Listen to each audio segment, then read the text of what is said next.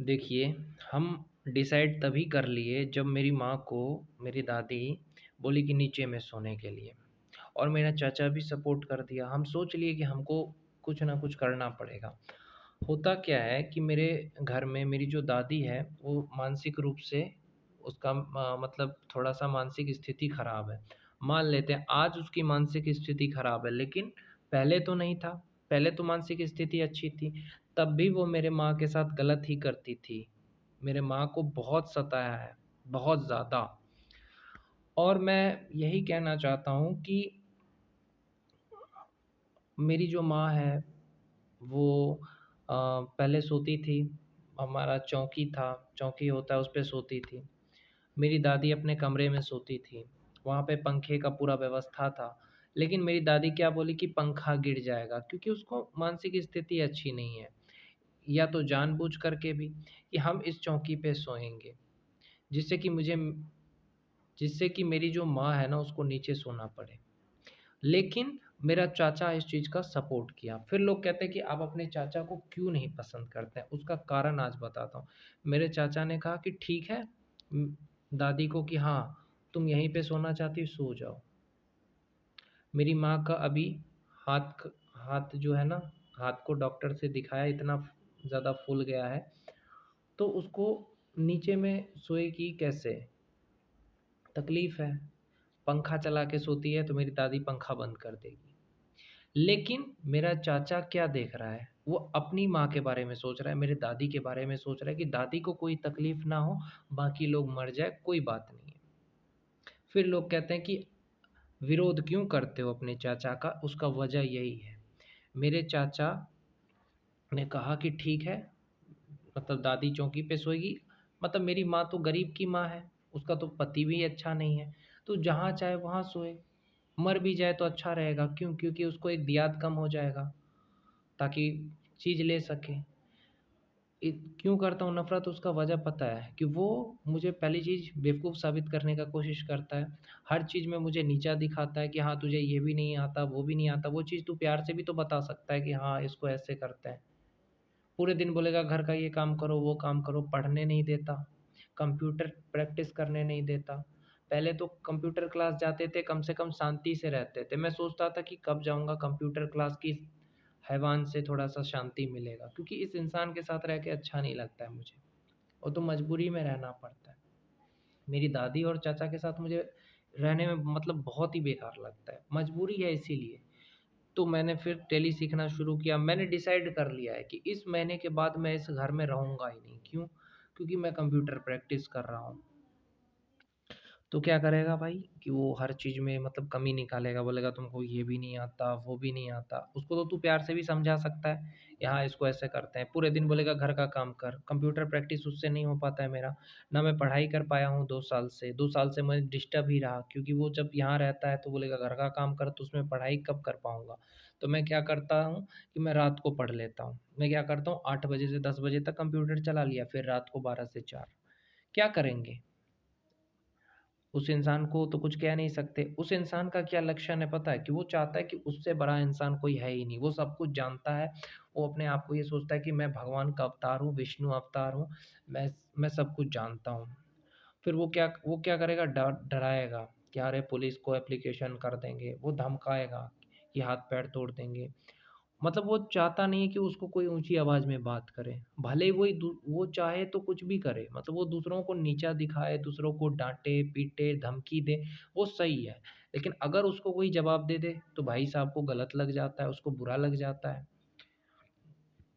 तो मैं बस यही कहना चाहता हूँ कि ऐसे इंसान जो है ना, वो आप कैसे पसंद करोगे ऐसे इंसान को?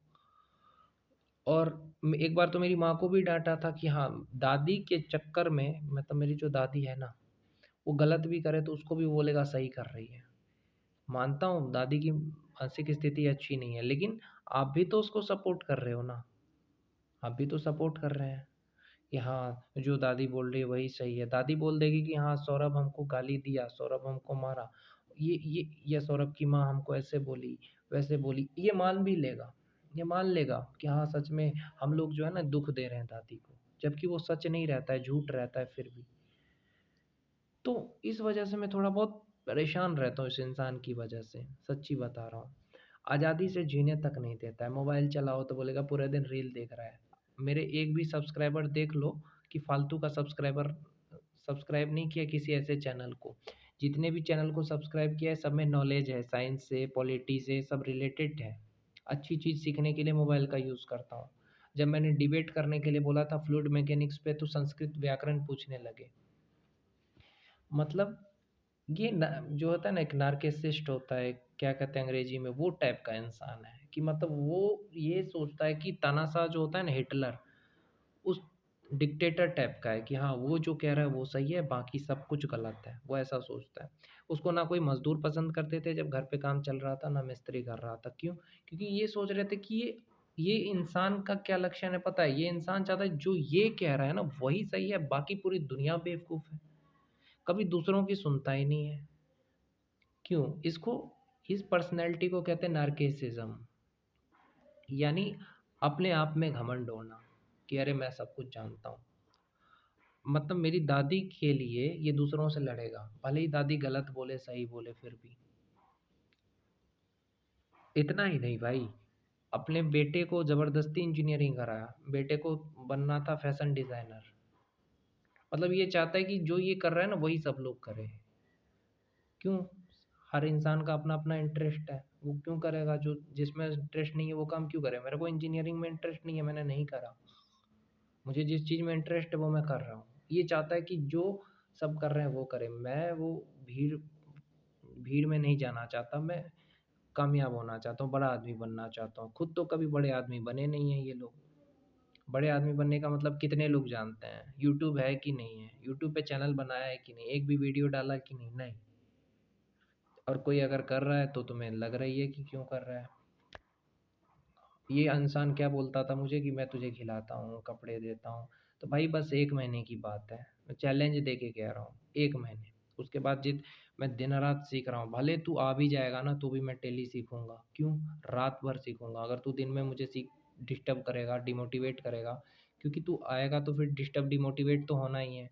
तो भी मैं रात को सीखूँगा क्योंकि मुझे तेरे इस नर्क से निकलना है, तेरी इस गुलामी से मुझे निकलना है। ताकि मैं सहरसा में किराया लेके घर रह सकूँ, खुद का पैसा कमा के खा सकूँ और अपनी माँ को भी रख सकूँ। इसलिए मैं इतना मेहनत कर रहा हूँ। तेरे साथ नहीं रह सकता मैं। बस इतना ही कहूँगा यार। लेकिन अभी 1 महीने तो झेलना पड़ेगा ऐसे लोगों के साथ में। क्योंकि मेरी माँ को भी चाहिए ना कि बहुत दुःख काटी, दादी कितना दुःख देती है, सोने तक नहीं देती है, कुछ से कुछ बोलती रहती है, कितना बर्दाश्त करेगी। इसीलिए मैं 1 महीने एकदम मेहनत कर रहा हूँ।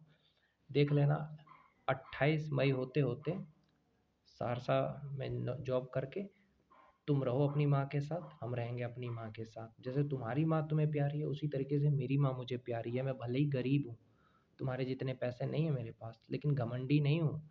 मैं सब कुछ नहीं जानता, नहीं समझता हूँ, लेकिन घमंड नहीं है मुझे। मैं किसी को बार-बार नीचा नहीं दिखाता, किसी को धमकियाँ नहीं देता, किसी को नहीं डराता, किसी का अपमान नहीं करता, झूठ के लिए नहीं लड़ता मैं। तो फिर भी मैं बुरा हूँ, तुम पैसे वाले हो फिर भी अच्छे हो। तो यही है यार, तुम अच्छे हो या बुरे हो मैं नहीं जानता। मैं मेरे दिल में इस इंसान के लिए थोड़ी-सी भी इज़्ज़त नहीं है, ना रहेगी। क्योंकि मेरी माँ को पता नहीं किस तरह से ब्रेन वॉश कर लिया है कि सोने की तकलीफ़ है, फिर भी ये उसको सपोर्ट करेगा। तुम मेरे पिता तो हो नहीं कि तुम मुझको 10 गाली दोगे तो भी सुन लेंगे। तुम मेरी माँ तो हो नहीं कि 10 माँ-बाप का लोग सुनता है, चाचा-चाची का कौन सुनता है बताइए? कौन सुनता है बताइए ना? और ये मुझे क्या बोला था कि जगह ज़मीन जो है वो नहीं नहीं बाँटेंगे। लेकिन दीपक चौधरी अपने बेटे को पूरा का पूरा ज़मीन दे देंगे। खरीद लेगा फिर बाद में वो बेच लेगा। लेकिन तब कानून नहीं आता, तब विरासत नहीं आता, हेरिटेज नहीं आता कि हाँ विरासत की चीज़ नहीं बेच सकते। खुद का बेटा खरीदा तब कहाँ गया था। लेकिन उतना नहीं बोलना है, चीज़ भी ले लो, कोई तकलीफ़ नहीं है। बस 1 महीने के बाद तुम्हें हम आज़ाद कर देंगे, तुमसे हमारा कोई रिश्ता भी नहीं रहेगा। तुम अपनी माँ का सेवा करो, हम अपनी माँ का करेंगे और अपनी ज़िंदगी में इतना कामयाब बनेंगे ना, तुम जो चाहते हो ना कि बर्बाद हो जाएगा, सुसाइड कर लेगा, कुछ नहीं होने वाला है। इतना कामयाब बनेंगे ना कि तुम देखोगे, पढ़ोगे पेपर में, यूट्यूब में, जो परिवार, समाज जो भी है, जो मेरा विरोध करते हैं, सबको चैलेंज दे रहा हूँ। खुद के दम पे कमा करके अपना सपना पूरा करेंगे। तुमसे कोई रिश्ता नहीं रखेंगे। करो जितना, तुमने हमको कितना डिस्टर्ब किया, डिमोटिवेट किया, परेशान किया, नीचा दिखाया, सबका बदला भी तो लेना है कामयाब हो करके। एक एक चीज़ का बदला लेंगे कामयाब हो करके। अभी तो कुछ नहीं कहेंगे, सबसे लेंगे बदला, चाहे वो समाज हो, परिवार हो, कोई भी, जिसने अपमान किया है। क्योंकि अभी कमज़ोर है, इसीलिए जिस दिन हम पावर में आएंगे बता देंगे। भगवान का आशीर्वाद रहेगा, क्योंकि हम अच्छा काम करेंगे तो रहेगा ही आशीर्वाद, सब कुछ होगा।